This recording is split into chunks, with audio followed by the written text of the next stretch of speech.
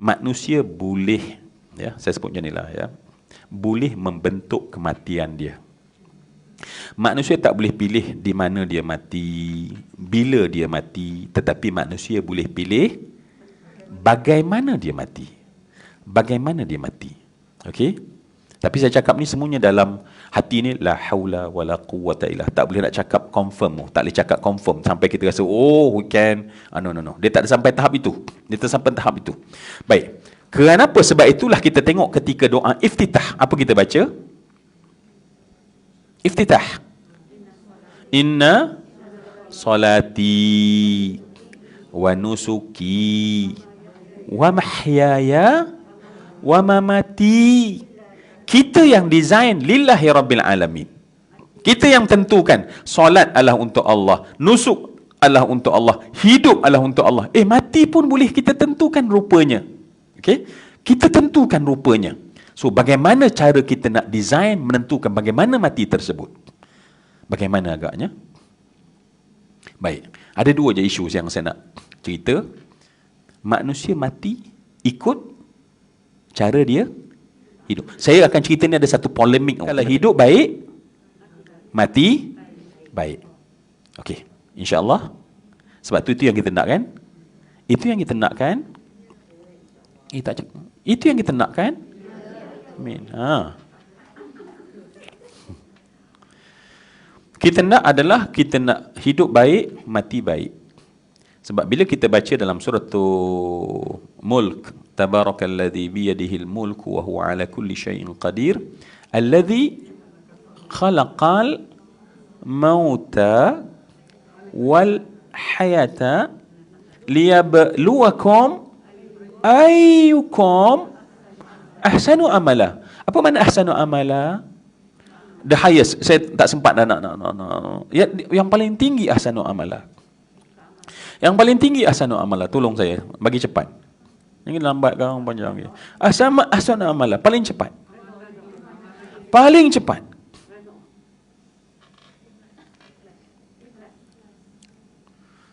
Ahsanu amala paling tinggi adalah husnul khatimah. Husnul khatimah. That's the highest of ahsanu amala. Oh no. Ya, baik sekarang mati su'ul khatimah. Adakah ahsanu amala? Saya tanya. Kalaulah bukan rupanya ahsanu amala itu yang paling tinggi adalah husnul khatimah, bukan itu. Okey, sekarang kita baik mati su'ul khatimah. Tentu tak kan? Kan? Maka kita akan jadi seperti dalam suratul Kahfi yang kita baca, qul hal nunabbiukum bil akhsarina a'mala alladzi dhalla sa'yuhum fil hayatid dunya wa hum yahsabuna annahum yuhsinuna sun'a. Rupanya mati, rupanya amalannya tak terima baik. So maknanya apa dia? Ahsanu amala itu memanglah yang kita kata redha Allah, istiqamah, tetapi the highest yang kita kena clear adalah husnul khatimah. Tak ada guna baik hari ni kalau mati su'ul khatimah. Okey, baik. Jadi, bagaimana nak dapat husnul khatimah? So, how to design itu adalah design kematian, design husnul khatimah. So, kita tahu bahawa bagaimana saya nak design. Dan inilah yang kita takutnya. Yang mati tak takut, tapi takutnya adalah mati tak husnul khatimah. Tu kena takut. Dan tadi kita katakan bahawa satu ialah buat baik, mati baik. Betul kan? Buat baik, mati baik kan? Okey. Tetapi saya nak datangkan satu masalah. Berdasarkan kepada hadis. Hadis diriwayatkan oleh Imam Muslim. Ramai kita menghafal hadis ini. Inna ahadakum, akan ada di kalangan kamu, kata Nabi, la ya'malu bi'amali ahlil jannah. Dia beramal dengan amalan ahli syurga sepanjang hayatnya. Datang ketetapan. Dia mati ketika sebelum dia mati, dia buat dosa. Dia buat amalan ahli neraka. Kata Nabi, orang ini Allah masukkannya dalam neraka. Wa inna ahadakum la ya'malu bi'amali ahli an-nar hatta ma yakuna bainahu wa bainaha illa zira' fa yusbiqu 'alaihi al-kitab fa ya'mal bi'amali ahli jannah fa yadkhuluha. Dia buat dosa sampai dekat nak mati, berubah buat amalan ahli syurga. Kata Nabi, orang ini masuk dalam syurga. Jadi, sekarang ni kita ada dua maklumat kontradik.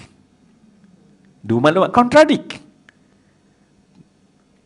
Tadi kata amalan ahli syurga masuk syurga, mati syurga, matinya husnul khatimah.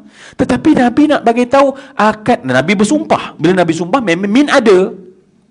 Maknanya ada. Ya, maknanya ada. Dan sebab tu kita minta doa pada Allah. Ya Allah, matilah husnul khatimah. Mati dalam husnul, jangan mati dalam su'ul khatimah. Rabbana la tuzigh qulubana ba'da idh hadaitana. Ya Allah, jangan gelincirkan hati setelah Kau beri hidayah. Ya. Kita minta perkara itu. Ya muqallibal qulub. Nabi baca hari.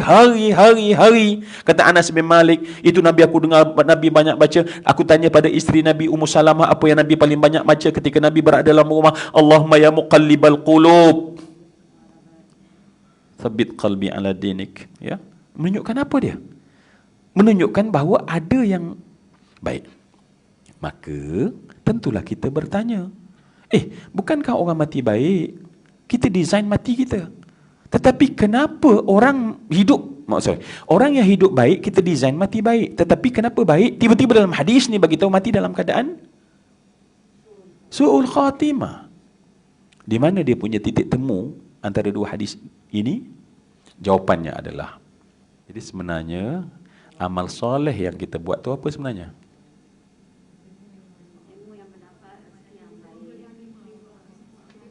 Apa dia? Amalan yang diterima. Amalan yang diterima. Bukan amalan tu. Kita selalu bawa orientasi kita tahajud. No, adakah tahajudku diterima? Amalan kita duha, adakah duhaku diterima? Kita sekarang ni mengaji ni, kita sedang buat amal. Adakah hari ni ya Allah aku duduk dalam majlis pengajian daripada pagi tadi dengan Ustaz Hafiz sampai sekarang, adakah amalanku ini diterima? Ada dua orientasi beramal. Satu, amal asal buat amal. Yang kedua, memastikan bahawa amalku ni diterima ke tak. Dan inilah sebenarnya berbeza dua orang tadi. Orang yang hanya amal tetapi dia tak pasti amalnya diterima, walaupun dia buat sampai, tetapi dia mungkin masa mati su'ul khatimah.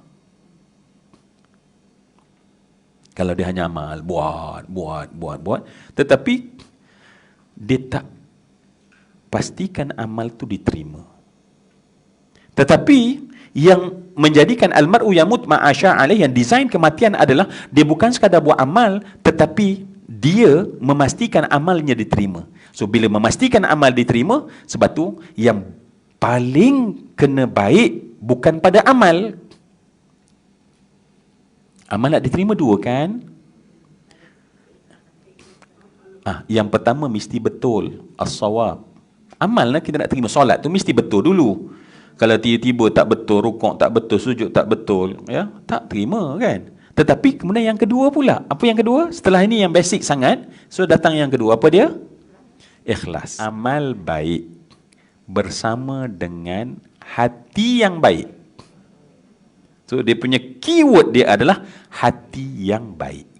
Kat situlah ikhlas, sabar, redha. Berbanding dengan orang yang tadi tu baik amal, tiba-tiba boleh jadi mati dalam su'ul khatimah. Jadi sebab tu bila kita mati, sebab itulah hidup ni sebenarnya adalah kenapa kita solat, sebab nak bagi hati kita baik. Kenapa kita mengaji? Supaya hati kita baik. Itu yang balik tadi. Makin mengaji hati makin kasar, makin mengaji hati makin sombong. Menunjukkan bahaya itu. Bahaya maknanya amal soleh tetapi hati jahat, mungkin matinya jahat. Sebab Nabi